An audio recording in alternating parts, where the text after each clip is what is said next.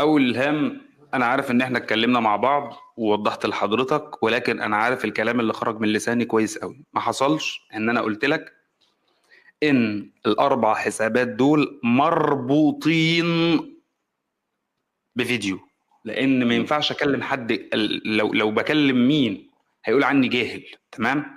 كون مم. ان انت تصدر معلومة ان الاربع حسابات مربوطين بفيديو، اعتقد يعني حدث العاقل. مفيش الكلام ده. قلت لك صاحبة الاربع حسابات الفيديو ده خاص بيها، ودي المعلومات اللي وصلتني فقط لا غير. طيب، هل في دليل اربع حسابات ايه اسمهم ايه القصة دي؟ ما عنديش بصراحة، وقلت لك ما عنديش، لكن عندي الفيديو اللي يؤكد صحة كلامي انا.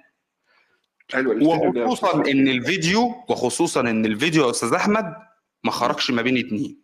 تقدر توضح لي الفيديو ده وصل لي ازاي بعد اذنك؟ اعتبرني انا بصمجي ما خالص. انا وصل لي ما ازاي؟ انا انا ما انا بسالك عشان كده، وكنت مكلمك زي كده قلت لي ما في هو انا يا ناس. استاذ احمد جاي دغري معاك، وانت مفكر ان انا يعني، انا اسف جدا ان انا باخدك على قد عقلك. مفيش الكلام ده. هو انت عارف ان فتحي الجوهري مش دغري، بتاخدني على وقلت قد لك عقلي يا استاذ حسن. في شخصيه هامه اتغلط فيها واتثبت، وهم ما يعرفوش مين دي. بطريقه ما قدرنا نوصل لان الحسابات اللي موجوده في المنصه دي في فيديو معين اهو. خد الفيديو، وبالمناسبه في اكتر من فيديو. خد الفيديو ده بتاعت الشخص وانا اعرفها. ما هو انا لو جيت اتكلم دلوقتي حدث العاقل، يا حضرتك اللي بعته لي هي اللي بعتته لي، هل ده يعقل بامانه الله؟ هل ده يعقل؟